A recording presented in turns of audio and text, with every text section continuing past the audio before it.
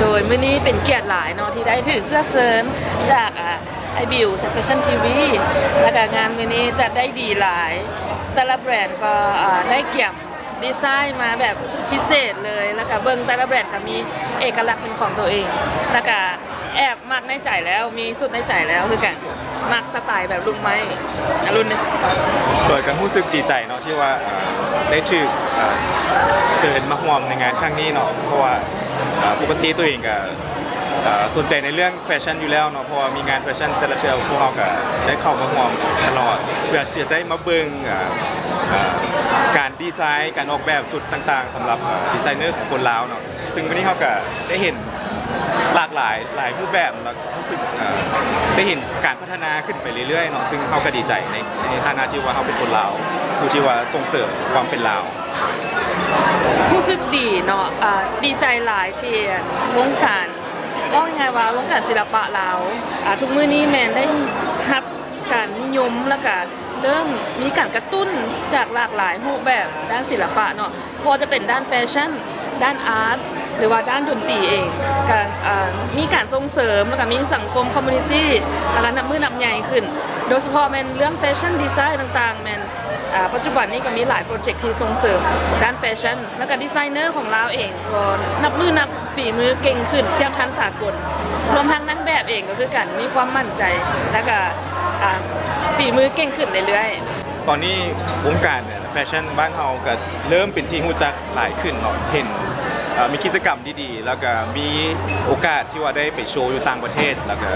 สิ่งที่สำคัญแม่นคนลาวเขาก็สามารถเฮ็ดในระดับที่เป็นสากลได้อันนี้เขารู้สึกภูมิใจแล้วก็ดีใจแทนคนลาวทุกคนเนาะคือพวกเขากันแต่งกายต่างๆกันนุ่งของแบรนด์เราแล้วก็ซัพพอร์ตแบรนด์เราซัพพอร์ตดีไซเนอร์เราโดยก็สำหรับผลงานที่ล่าสุดที่พวกเขาปล่อยออกไปเมื่อกี้เนาะชื่อว่าเพลงสบายดีหลงพระบางซึ่งผลตอบรับแมนดีหลายเนาะซึ่งเป็นเพลงที่ว่าประสบสำเร็จสำหรับพวกเขาแมนเขายอดวิวแมนหลายที่สุดสำหรับเพลงที่เคยเห็นมาเนาะแต่ก็แมนตอนนี้คนก็ยังเข้าเบิ่งเรื่อยๆหวังว่าจะฮอด1 ล้านวิวไวๆเนาะโดยก็เข้าไปเบิ่งเลยเด้อพิมพ์ว่าสบายดีหลวงพระบางเดอะเพียนิสเวียนเทียนแล้วก็คนคอมเมนต์นะฮักหลายเนาะส่วนใหญ่ก็จะเป็นประมาณ99%ผู้แหละเป็นคอมเมนต์เชิงบวกแล้วก็ย่องแล้วก็ส่วนใหญ่แมนจะบอกว่าภูมิใจที่เกิดเป็นคนลาวย้อนเพลงนี้ขอบใจหลายๆเด้อที่ติดตามสำหรับปีนี้ถือว่าเป็นปีใหญ่ของ The Pianist ก็ว่าได้เพราะพวกเขามีโปรเจกต์ใหญ่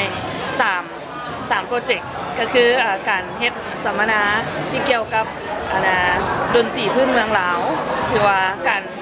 คล้ายๆแบบดึงคุณค่ายกสูงดนตรีพื้นเมืองลาวกลับคืนมาให้สู่สังคมและแนวใดเฮ็ดแนวใดสิให้คอนทินิวไป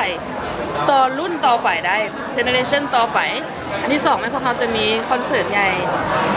ประจำปีเนาะประมาณท้ายเดือน6และอันสุดท้ายแม่พวกเขายังจะมีการเฮ็ดเวิร์กช็อปอยู่ต่างแขวงให้เดาเบิ่งว่าจะเป็นแขวงอย่างเนาะแต่ว่าพวกเขาจะยกทีมไปแสดงให้น้องๆนักเรียนอยู่แขวงนั่นเบิ่งถือว่าตัวนี้เป็นโปรเจกต์ที่สำคัญเพราะว่าเป็นการลงพื้นที่ครั้งทำอิฐของ The Pianist ที่จะได้แชร์ความรู้ประสบการณ์ด้านดนตรีไม่ว่าจะเป็นดนตรีลาวกับดนตรีสากลให้น้องๆที่อยู่ในโลโก้ได้เรียนรู้นำกันแล้วก็ถ้าติดตามเบิ่งเนาะแล้วก็โปรเจกต์ตัวนี้นี่ได้ซัพพอร์ตรักจากSwiss Corporation แม่ของเนาะจากทูตสวิสที่จำอยู่ลาวถือว่าต้องใหญ่แน่นอนหาติดตามกันเบิ่งได้ปัจจุบันก็มีเล็งๆไว้อยู่มีคอนแทคเข้ามาเรื่อยๆอาจจะเป็นยุโรปโดยแต่ว่าผ่านมาวางต้นปีประมาณท้ายเดือนนึงพวกเราก็ได้ไปแสดงอยู่เวียดนามมาแต่ว่าท้ายปีก็อาจจะมีอีกเป็นไงคุณจะมาอยู่เวียดนามโอ้ยดีหลายแล้วพวกเรากำมวลหลายเนาะมาเฮ็ดเวียกจากสบุงเฮ็ดเวียกประมาณ1-2-3 ชั่วโมงนี่แหละแต่ว่าสิ่งที่เอา ได้ไปแสดงอยู่เวียดนามมันก็เป็นทางทมิตเนาะสำหรับเดอะเปนิสพวกเราที่ได้ไปแสดงกันรู้สึกเป็นเกียรติและก็ดีใจภาคภูมิใจที่ว่าเป็นตัวแทนของ